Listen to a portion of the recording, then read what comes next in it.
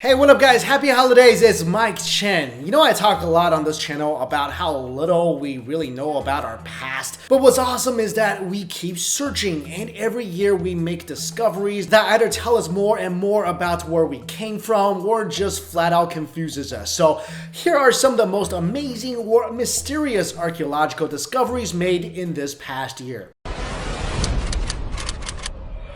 First off, let's go to Egypt, where very recently Egyptian archaeologists excavated parts of Abydos, an ancient lost city they believe dates back to 5316 BCE and may have been part of the capital of one of the first Egyptian empires. The discovery was made across the Isle from present-day Luxor. According to historians, Abydos was Egypt's capital towards the end of the pre-dynastic period, during the rule of the first four dynasties. At the site, researchers found huts, pottery, tools, and at least a dozen or so massive graves. According to the Egyptian Antiquities Ministry, the size of the graves discovered in the cemetery is larger in some instances than royal graves in Abydos dating back to the first dynasty, which proves the importance of the people buried there and their high social standing during the early era of ancient Egyptian history. Next, we head over to Mexico's Yucatan Peninsula, where in November, a pyramid was found. But what's really interesting about this is that the pyramid is inside another pyramid,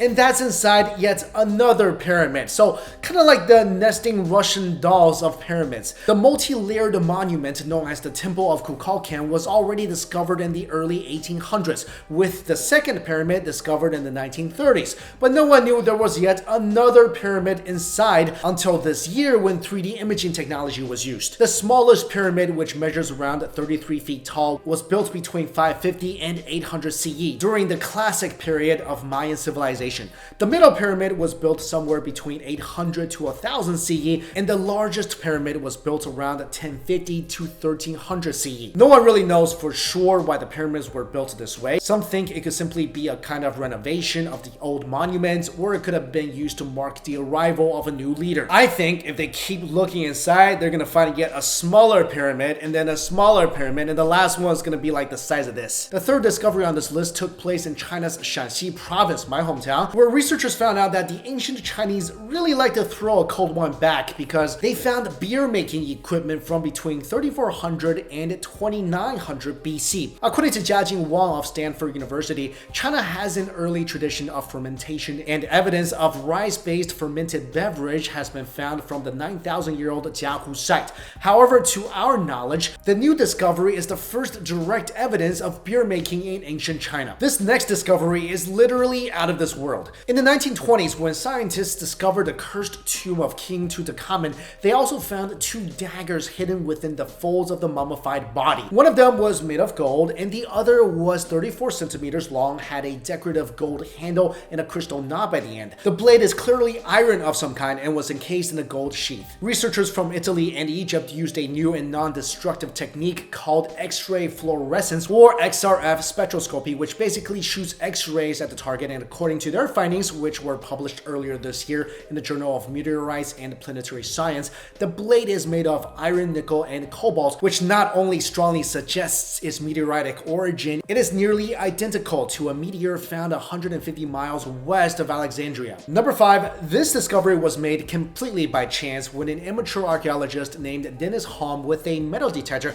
on the island of Funen in Denmark found a gold crucifix necklace near a church. Experts have since examined the piece and believe it dates back to between 900 and 950 AD. This is significant because if this artifact is authentic, it would predate the gelling stone, which is a giant runestone from 965 that is considered the oldest representation of Christ on a cross known to the area. This discovery could indicate the Danish adaptation of the religion began much earlier than believed. Next up, we take a look at a 2,000-year-old ancient Babylonian tablet, which has revealed that the ancient Babylonian astronomers used sophisticated geometrical principles to track the path of the planet Jupiter more than 1400 years before Europeans were believed to have devised a mathematical technique. The tablet, just a few inches tall and wide, showcases a form of pre-calculus that could be used to describe the motion of Jupiter across the sky in relation to the stars. Scientists had believed the mathematical method had been deployed by scholars in Europe in the 14th century, but the tablet was dated between 350 to 50 BC, predating the European model by by around 1500 years.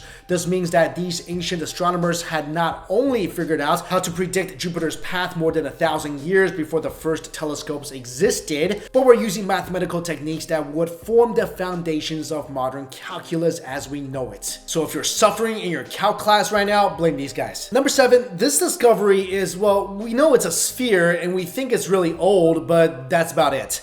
This huge ball was discovered in a forest in Bosnia. It has a radius of around 4 to 5 feet. It contains an extremely high iron content and weighs over 20 tons. According to local researchers, there used to be many more similar spheres in the region, but many were destroyed in the 1970s because idiots came and thought they were gold inside, so they cracked them all open, basically destroying them. Some researchers think that the sphere could be the work of an ancient civilization. Others say it's just the result of natural processes. The sphere is similar to the stone spheres found in Costa Rica. Those spheres range in diameter from 2 to over 8 feet. And their meaning, use, and production, as with this one, remains a mystery. My guess is, and has always been, toy marbles used by giants. And finally, whenever it comes to biblical artifacts, it's always controversial, and this latest claim is no exception. Recent tests conclude that lead tablets found in a cave in Jordan are 2,000 years old and contain maybe the first written mention of Jesus Christ. If this is true, and the artifacts are indeed genuine,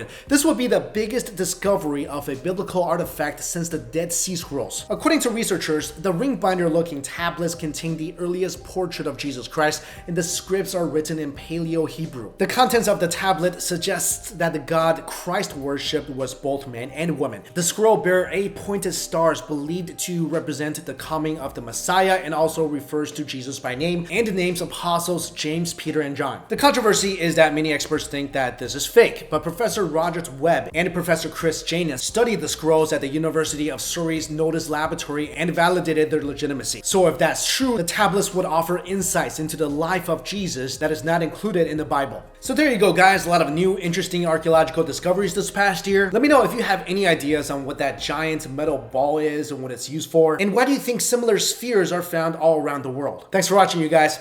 See you.